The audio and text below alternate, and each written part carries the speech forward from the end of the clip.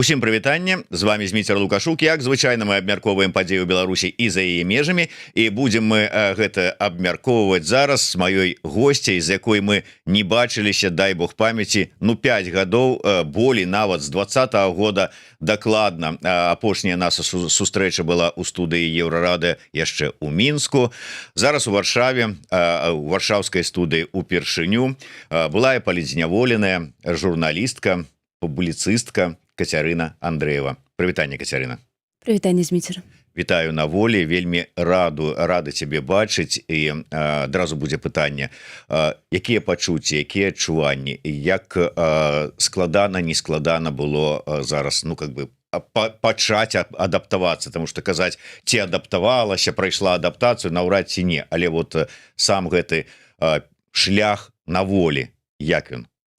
Канешне, казаць пра тое, што я адаптавалася заўчасна, бо прайшло толькі 2 месяцы, і яшчэ гэты працэс адаптацыі ён ідзе, прычым ён вельмі адрозніваецца нават у межах вось гэтых 2 месяцаў.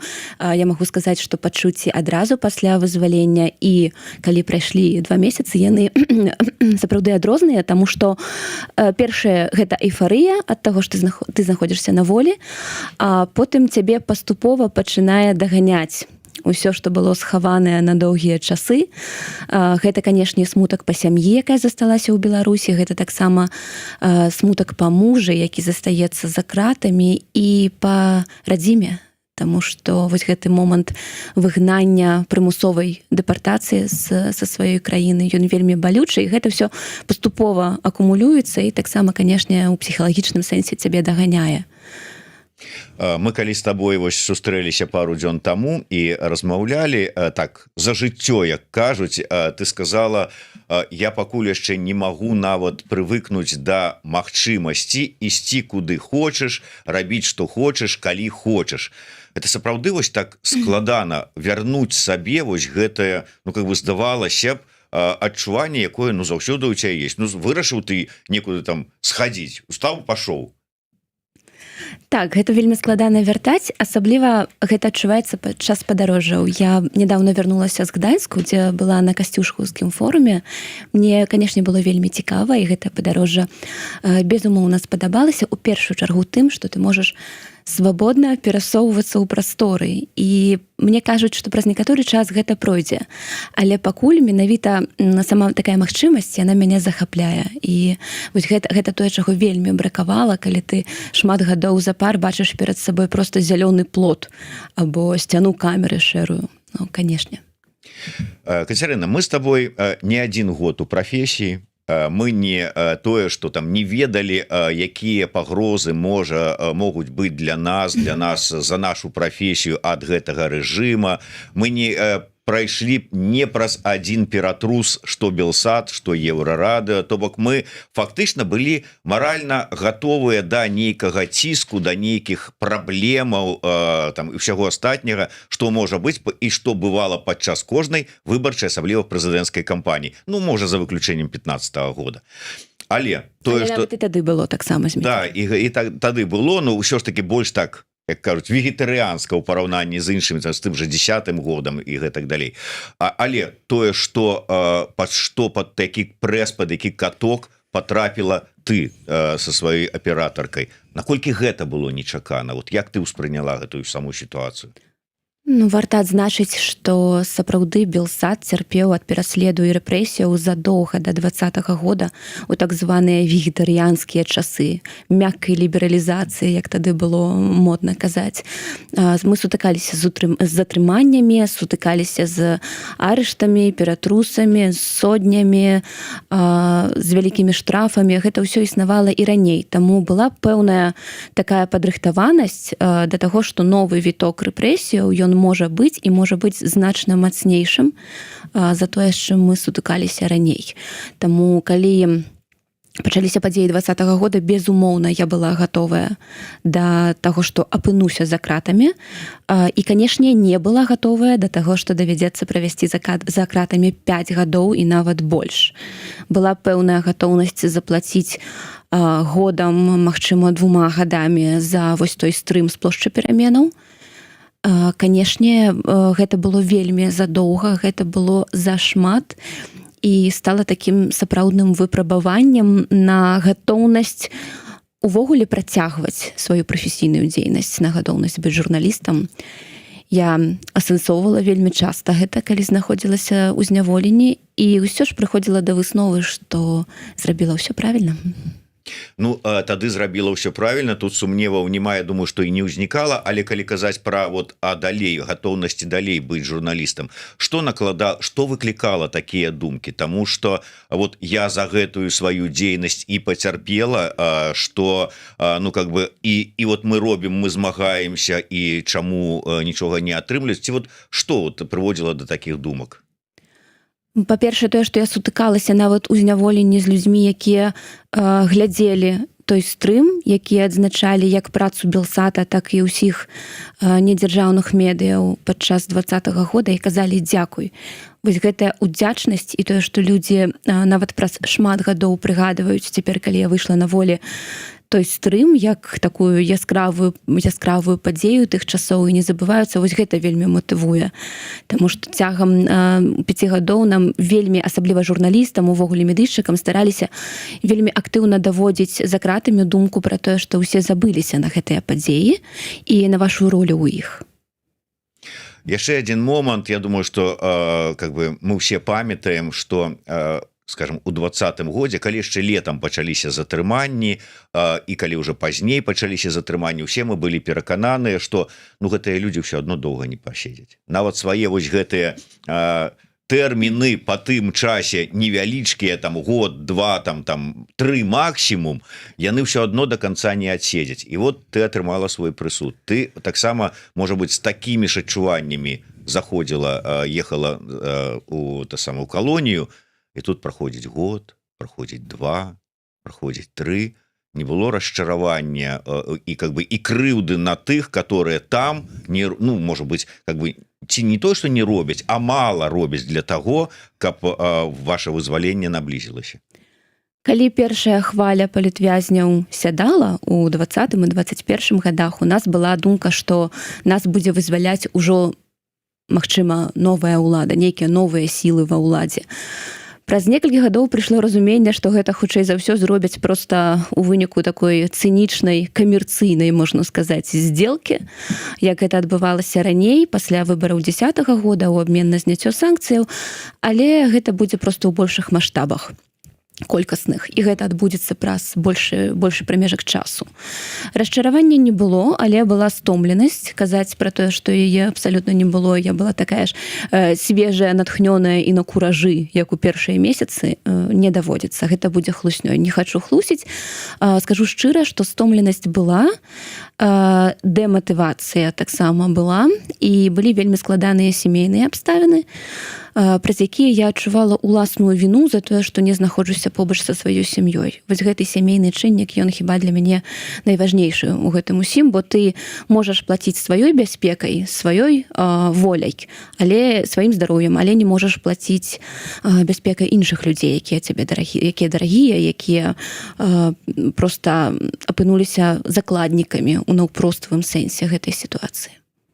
Мы чулі аповеды тых, хто вызваліўся і хто быў разам з табой у адной калоніі з табой, і я не адзін раз чуў рассказ. Вось Кацярына Андрэева. Гэта крымень дзяўчына, на яе толькі арыентавацца, яна так моцна трымаецца, так годна ўсе выпрабаванні пераносіць. Эпітэтаў вельмі шмат. Я не буду перасказваць, я думаю, можа, ты сама ўжо бачыла, не бачыла, але можаш сабе ўявіць, фантазія добрая. Што давала сілы? Увогуле так было, насамрэч? Насамрэч, гэта вельмі добрае пытанне, і на яго варта адказаць шчыра. Мне таксама трапляліся каментары людзей, якія выходзілі з калоніі, аб тым, што ў пэўны час я закрылася, сышла ў сябе, стала больш такой замкнутай, і гэта праўда. Таму што калі першы тэрмін я была, так бы мовіць, на астрые атакі, мне было яшчэ былі сілы адкрыта змагацца і адкрыта канфрантаваць на ўзроўні калоніі, на ўзроўні розных следчых, гэтак далей. На другі тэрмін мне таксама, на другі прысуд і на другое следства мне хапіла сіл.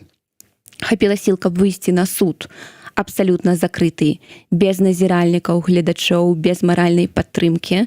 і гэтак жа там не прызнаць віну і нават паўтарыць гэты момант з светлым адзеннем, які мы з Дашай выкарысталі, можна сказаць, медыйна падчас першага суду. Я зрабіла абсалютна ўсё тое ж самае, толькі адна. На гэта мне хапіла сіл. Праз некалькі гадоў я пачала закрывацца ў сябе, і я зразумела, што, магчыма, найлепшая тактыка — гэта проста знаходзіцца ніжэй узроўню радару. Калі ты публічна вядомая асоба, у калоніі гэта вельмі цяжка. Да цябе увага будзе заўжды. Заўжды будуць адмысловыя людзі побач, які цябе слухаюць, сочаць за табой і даносяць твае словы да адміністрацыі. Таму ў пэўны момант моя тактыка ўзаемадзеяння там у калоніі змянілася вось на такое зацішша, паспрабаваць зрабіць так, каб на цябе проста не звярталі ўвагі. Калі на цябе не звяртаюць увагі ў калоніі, гэта ўжо вялікі плюс і вялікі здабытак. Гэта дазваляе цябе проста захаваць сваю нервовую сістэму, магчыма, захаваць сваё здароўе. Гэта не вымагае ад цябе ніякага кампраміса, гэта проста вымагае, такой не канфрантацыі або не адкрытай канфрантацыі. Гэта сапраўды было.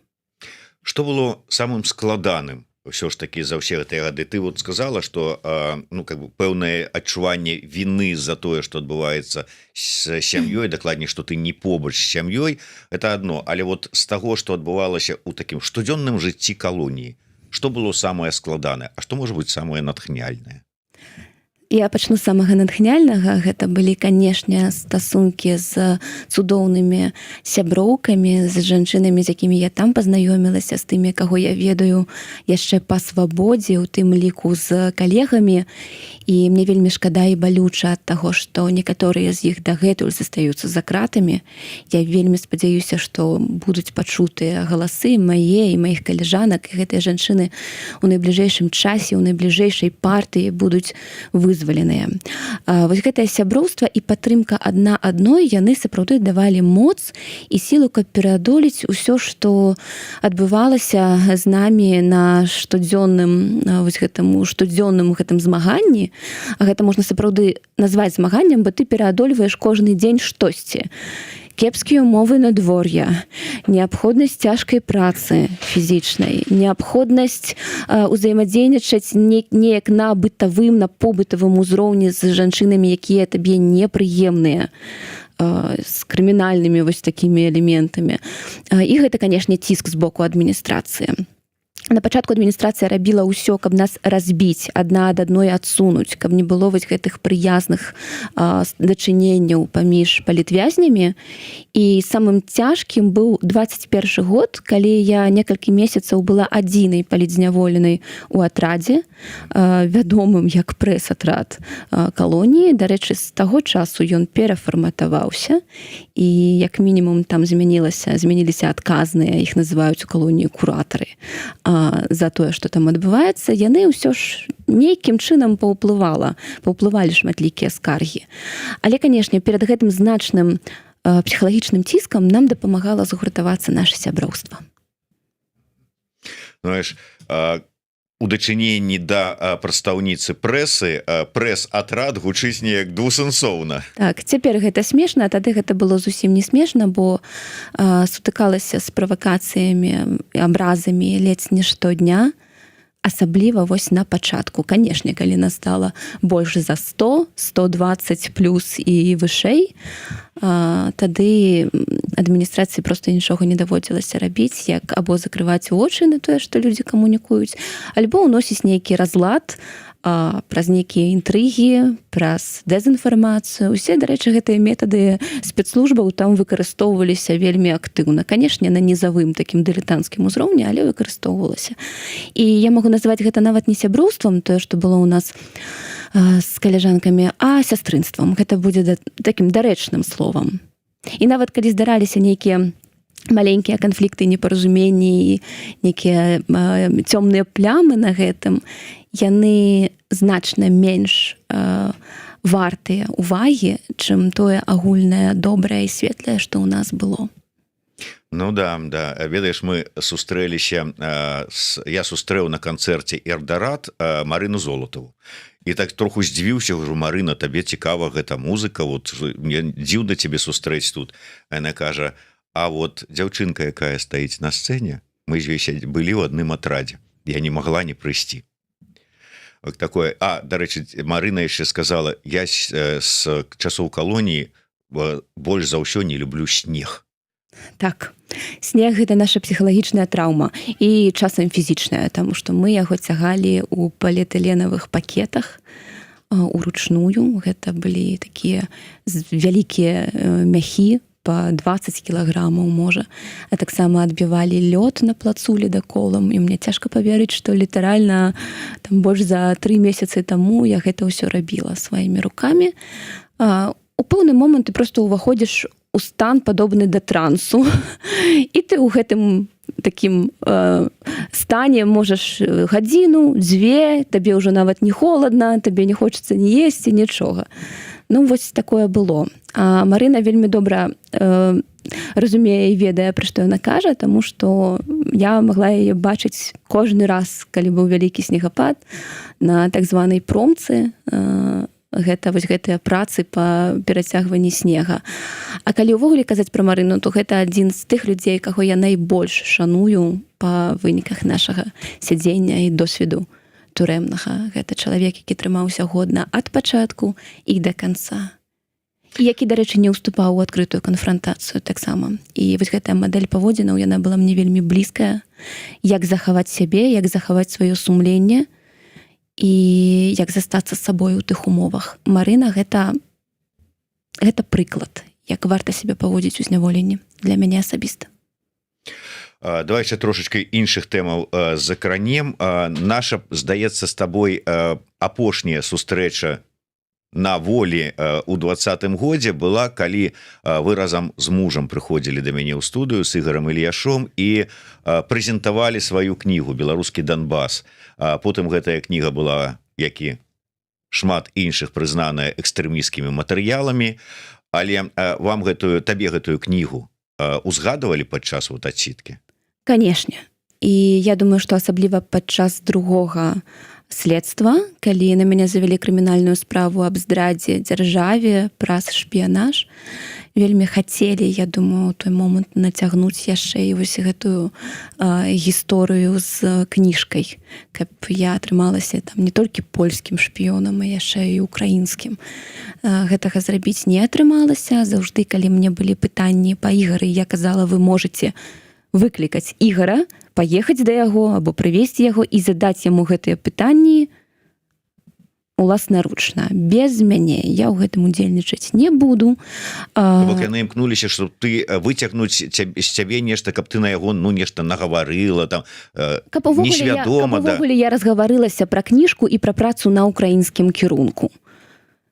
Я цудоўна разумела, што гэтага не трэба рабіць, і ўсімі магчымымі спосабамі адгаворвалася ад гэтага. Ну і заўжды ёсць 27-й артыкул Канстытуцыі, які дазваляе не сведчыць ні супраць сябе, ні супраць сваіх блізкіх сваякоў. Таму да гэтага я таксама актыўна прыбегала падчас следства, каб адбіць гэтыя нападкі. Я думаю, што КДБ, пачынаючы года ад 16-17 дакладна, вельмі хацелася прыцягнуць мяне менавіта за працу па ўкраінскай лініі.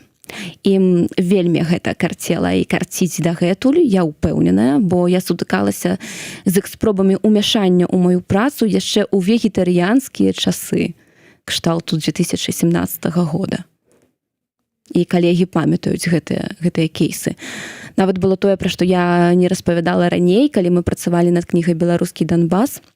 Мяне спрабавалі выцягнуць на тэрыторыю Расіі, паабяцаўшы нібыта эксклюзіўную інфармацыю пра ўдзел беларусаў у групе Вагнера, але для гэтага трэба было прыехаць у Смаленск. Ну, то бок я з такімі сітуацыямі сутыкалася вельмі часта, проста пра іх не распавядала, пакуль ішла праца над кніжкай. У 20-м годзе мы яе выдалі, і адразу пачаліся іншыя падзеі, іншы кантэкст, а потым я села.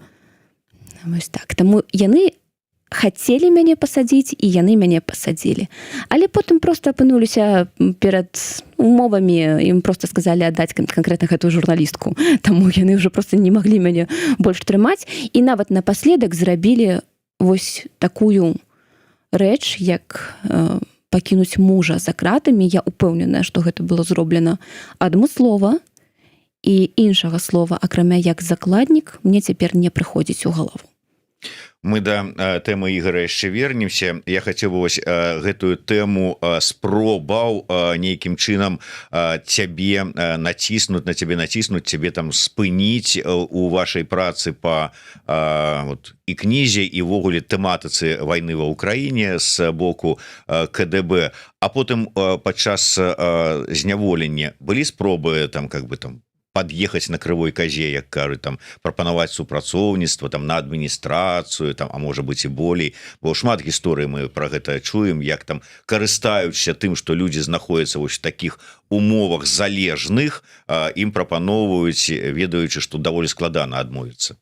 Не, такога ніколі не было. Быў сапраўды ціск, каб я прызнала сваю віну. Асабліва, вось калі казаць пра 21 год, былі розныя спробы і з боку адміністрацыі калоніі, і падчас следства, і потым у калонію прыязджалі розныя цьмяныя асобы, якія, напрыклад, прапаноўвалі напісаць прашэнне аб памілаванні, і нават даходзіла да таго, што перад табой клалі чысты аркуш паперы і ручку, і ты мусіла штосьці з гэтым зрабіць. Вось такі ціск выкарыстоўваўся. І, канешне, пагрозы выкарыстоўваліся таксама, як, напрыклад, пасадзіць мяне на максімум на 15 гадоў па гэтым артыкуле здрада дзяржаве і штосьці яшчэ дадатковае накруціць. Ну вось менавіта праз пагрозы вымагалі ад мяне вось гэтага прызнання віны. І дамагаліся таксама, каб я папрасіла менавіта выбачэння, каб я пакаялася, магчыма, каб я запісала нейкае пакаяннае відэа. Гэта было вельмі распаўсюджана ў тыя часы, але таксама я думаю, што моя публічнасць і медыйнасць былі своеасаблівым стопарам для прапановы менавіта супрацы. Я думаю, што яны разумелі, што гэта імгненна зробіцца вядомым, я не буду пра гэта маўчаць, і гэта будзе зноў жа расцэнена як ціск на чалавека, які знаходзіцца ў палоне. Таму мой адказ не. Джон Ді, я так разумею, з Украіны піша нам: чытаў беларускі Донбас, в нас цю кнігу неаднаразова выдано. Так што бачыш, все ж таки ведаюць, чытаюць і, я так спадзяюся, паважаюць за зробленую працу. Дарэчы, Зміцер, я калі была на міжнародным кніжным кірмашы ў Варшаве некалькі дзён таму, я падышла да украінскага стэнда. І выдаўніцтва «Фоліо», у якім была выдадзеная ў 2020 годзе наша кніга і потым перавыдадзеная, калі я села дадатковым накладам, вельмі мяне цёпла прывітала. І таму я б хацела таксама перадаць прывітанне кіраўніку гэтага выдавецтва «Фоліо» і падзякаваць яшчэ раз за падтрымку. Я ведаю, што ён неаднаразова згадваў, Александр Красавіцкі неаднаразова згадваў нашу з Ігарам працу, ужо калі мы знаходзіліся за кратамі. І таксама я думаю, што трэба знайсці ў сябе сілы, каб зрабіць штосьці падобнае, аналітычную працу, нон-фікшн пра вайну, якая пачалася ў 22 годзе. Буду толькі вітаць, каб ты вот працягнула гэтую працу. Ведаю, наколькі гэта ўсё ж таки важна. І ведаеш, што я сказала дзяўчынам, якія стаялі на стэндзе «Фоліо», што мне вельмі сорамна, што напад на іх краіну адбыўся з тэрыторыі маёй роднай краіны, дзе я нарадзілася і вырасла. І, канешне, заўжды украінцы кажуць цяпер, што тут тваёй віны няма, ты рабіла сваю справу годную, ты ёсць сябрам Украіны, але я ўсё роўна сябе вось атаясамліваю і адчуваю гэты сорам і гэтую няёмкасць, таму заўжды, калі бачу цяпер украінцаў, хачу проста перад імі выбачыцца за то, што гэта зрабіла моя Беларусь. Я вярнуся яшчэ да, тым больш, што, ну, как бы так, па сённяшніх, пачынаючы з учорашняга вечара, актуаліях тэма важная, і ты ўзгадала пра шматлікія спробы КДБ, ну, нейкім чынам падабрацца да цябе, назовем гэта так. Унікнуць такой супрацы, унікнуць ввогуле кантактаў і ўсяго іншага. Гэта дзякуючы чаму магчыма? Для гэтага трэба досвед, для гэтага трэба разуменне, для гэтага трэба нейкае сваё бачанне, стрыжань. Ці вот як у тваім выпадку гэта працуе? Таму што вот я калі браць, ужо тут будзем шчырыя, калі браць сітуацыю з Алінай Харысавай, я нават чытаў такія каменты і ведаю, што яны цябе вельмі абурылі. Типа, ну зразумела, маладая, прыгожая, недосведчаная. Ну вот лёгка было падабрацца. Ну слухай, у 16-м годзе ты і зараз маладая і прыгожая, тады была яшчэ маладзейшая і прыгажэйшая. А цяпер дасведчаная. Ну атрымліваецца, і тады была дасведчана. То вот што? Вот як оно працуе? Не, тады у 16-17, калі вось я прыйшла ў прафесію, толькі пачынала працу на украінскім накірунку, які іх так раздражняў, яны наўпрост да мяне ніколі не падыходзілі. Яны дзейнічалі праз рэдакцыю таго медыа, дзе я на той момант працавала. Не будзе сакрэтам сказаць, што гэта радыё Свабода.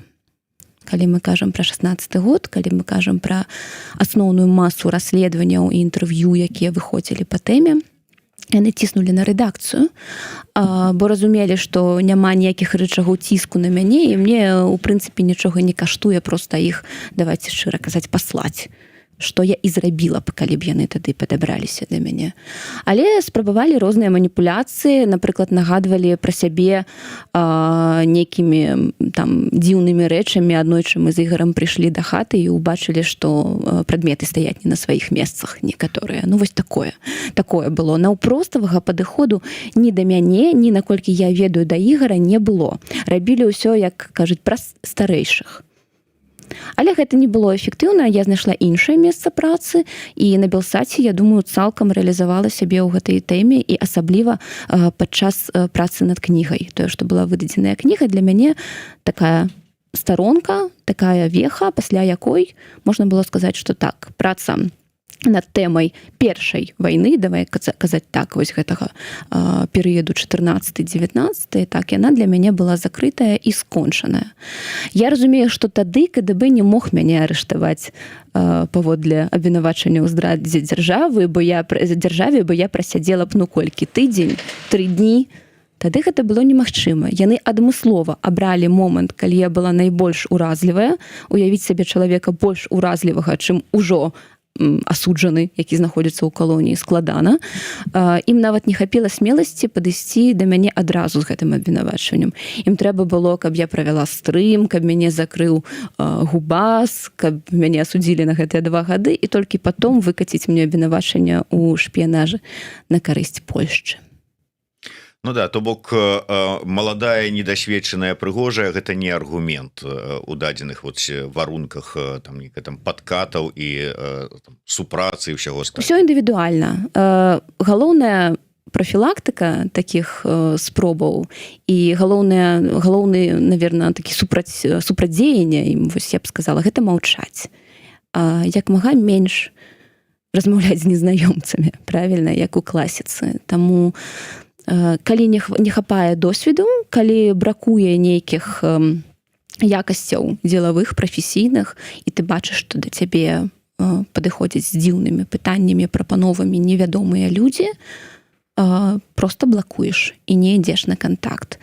Натуральна, калі сутыкаешся з пагрозамі, мы знаходзімся цяпер у прававой дэмакратычнай дзяржаве, і самым правільным крокам будзе паведаміць аб такіх пагрозах у адпаведныя мясцовыя службы, і гэта не будзе супрацай, гэта будзе проста выкарыстаннем інструменту, які створаны для гэтага, дзеля сваёй бяспекі. Калі гаворка ідзе пра баязнь за сябе, за сваіх родных, то вось гэта самы правільны алгарытм дзеянняў, і я думаю, што у НДА, у рэдакцыях незалежных медыяў, магчыма, мусяць праводзіцца адмысловыя трэнінгі менавіта з улікам папярэдніх выпадкаў. Бо гэтых выпадкаў, калі пачытаць у інтэрнэце, набралося вельмі шмат. Я нават здзівілася, што столькі. Я вось цяпер пачала чытаць усё, што адбывалася ў папярэднія гады, і гэта далёка не першы інцыдэнт і не першы скандал. Я думаю, што ёсць адмысловыя арганізацыі, якія маглі б зладзіць такі трэнінг, як супрацьдзейнічаць журналісту, эксперту, аналітыку вось такім пагрозам. Як трэба дзейнічаць, каб быў нейкі пратакол бяспекі канкрэтны? Ну, насамрэч, і па бяспецы шмат праводзілася розных семінараў, навучанняў, і як там сябе паводзіць, калі там да цябе прыйшлі з піратрусам, і як там іншыя варыянты. Ну, на жаль, не заўсёды і не з кожным працуе, таму што кожны па-рознаму эмацыйна, псіхалагічна рэагуе на этую сітуацыю, і ты можаш ведаць вот все як табе трэба сябе паводзіць у ідэале, Так. а калі здараецца сітуацыя, то как клініт і потым невядома што, і тады што рабіць. Вот Ну, калі гэта нармальна, гэта чалавечая такая натура, і калі мы Ну все, апынаемся ты ў попал такіх- там так, нешта, так. так як кажуць, кагаток за град. Што рабіць? Адразу распавядаць, рабіць гэты кейс публічным. Адразу, не маўчаць. Я ведаю, што таксама мы з тобой перад эфірам абмяркоўвалі гэта ўсё, цябе вельмі так абурыла, калі рэагуючы на ўсю гэтую сітуацыю, асабліва там тыя, хто там меў дачыненне, таксама прайшоў праз калоніі, зараз апісваюць там сваё стаўленне і ўсе гэтую сітуацыю праз там розныя тэрміны, якія нам можа не кожнаму зразумелыя, там сучаныя, сукі і гэтак далей. Как бы нормально, эмацыйная рэакцыя? Эмацыйная рэакцыя, якая залежыць ад узроўню культуры і выхавання кожнага канкрэтнага чалавека, які пакідае каментары. Натуральна, што штосьці з'яўляецца ў публічнай прасторы з мэтай выклікаць фідбэк, адваротную рэакцыю, таму гэта нармальна, калі крытыка з'яўляецца. Але гэтая крытыка не мусіць пераходзіць на абразы і мусіць захоўвацца этыка, безумоўна. Я вялікі праціўнік таго, каб цягнуць нормы калоніі, нормы зоны ў наше цывільнае жыццё. Асабліва для людзей, якія сябе не атаясамліваюць з нейкай турэмнай субкультурай, праўда, з'яўляюцца проста інтэлігенцыяй.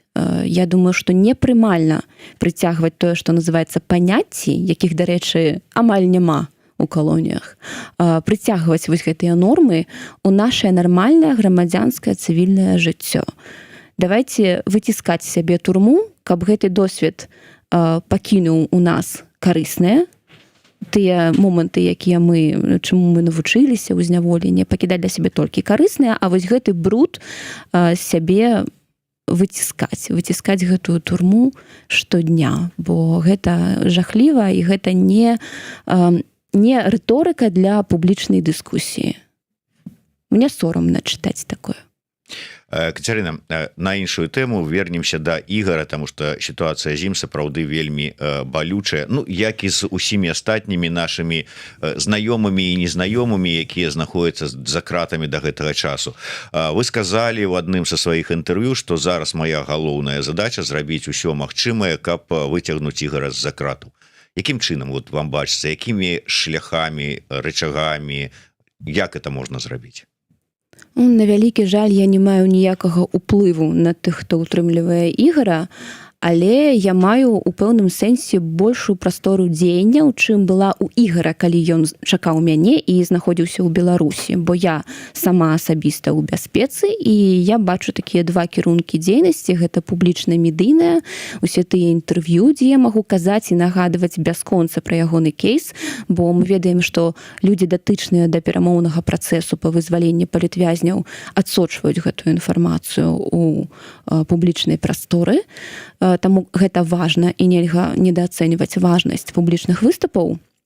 Але таксама я бачу і больш такі кулуарны, непублічны кірунак, на якім я спадзяюся, што раблю ўсё магчымае. Падрабязнасці раскрываць не буду, проста відавочна чаму. Прычына відавочная. Я думаю, што змагу распавесці некаторыя акалічнасці, калі Ігар будзе ўжо на волі, побач з намі, ось тут у гэтай студыі сядзець і апавядаць пра свой досвед. Я спадзяюся, што гэта здарыцца як мага хутчэй. Дарэчы, калі я не памыляюся, вы такі і зварот адмысловы да Джона Коула рабілі. Быў нейкі фідбэк? Я рабіла сапраўды зварот.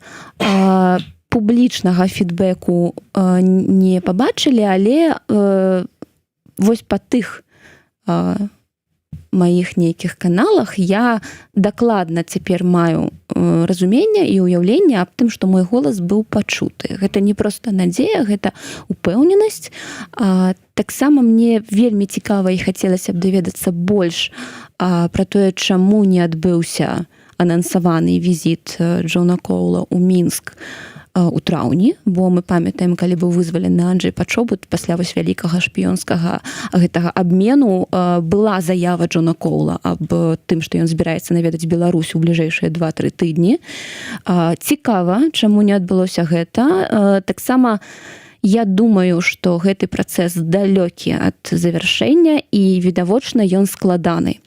Тое, што працэс праходзіць складана, мы фіксавалі з дзяўчынамі, нават абмяркоўваючы навіны, яшчэ знаходзячыся ў калоніі, проста па дзяржаўных СМІ, мы бачылі, што ёсць перашкоды, як яны вось літаральна на вачах з'яўляюцца. Напрыклад, мы чакалі партыі вызваленых чарговай у лістападзе, і літаральна за некалькі дзён да таго адбыўся скандал з паветранымі шарамі, з метазондамі, які зноў на некалькі тыдняў прытармазіў гэты працэс.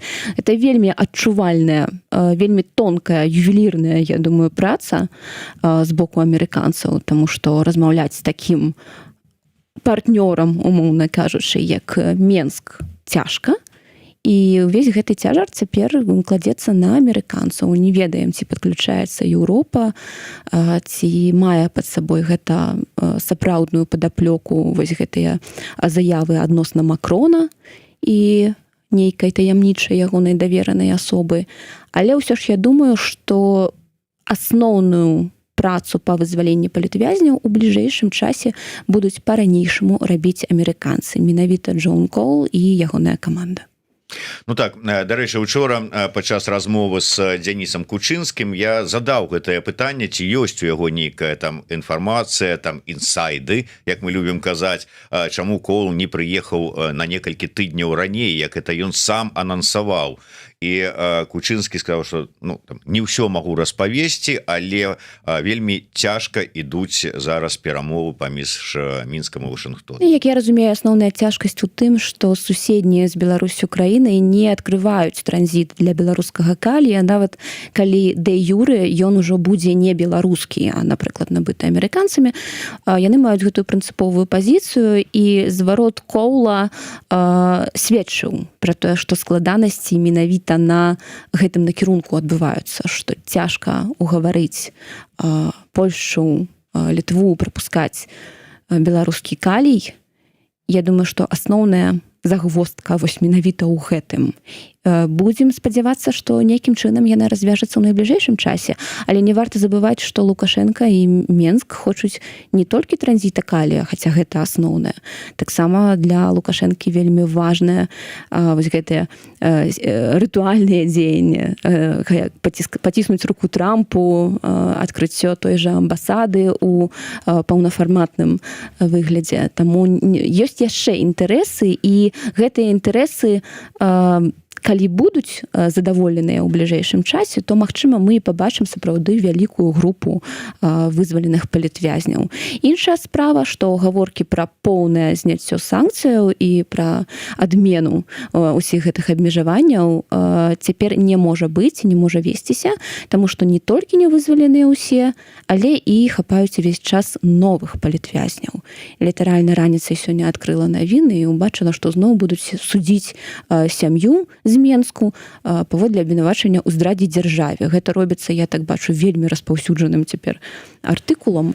Калі раней там 1-2 чалавекі сядзелі, то цяпер гэта адбываецца паўсюдна.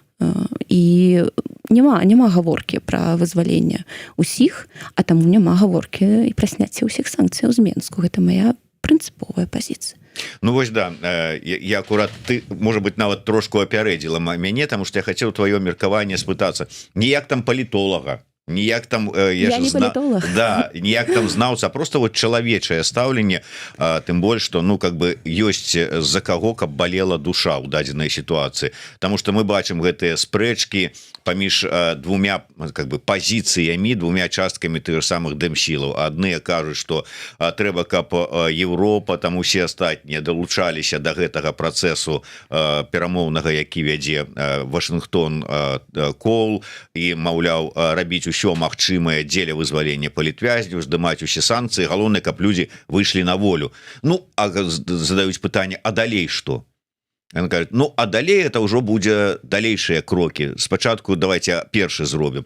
Другія кажуць, што вот ну вот офіс апозіцыя того ж самага. Вот ёсць перамоўны трэк ЗША, добры паліцейскі, і вось ёсць Еўропа, якая стаіць на пэўных прынцыповых пазіцыях і праз ціск, маўляў, дрэнны паліцейскі, але праз ціск дамагацца зменаў і как бы з двух бакоў і вот так працуюць.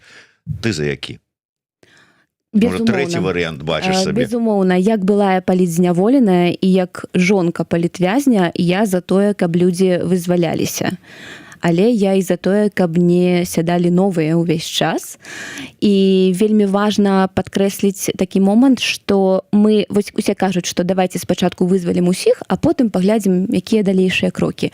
Дык вось мы яшчэ да першага крока не дайшлі. Не вызваленыя ўсе.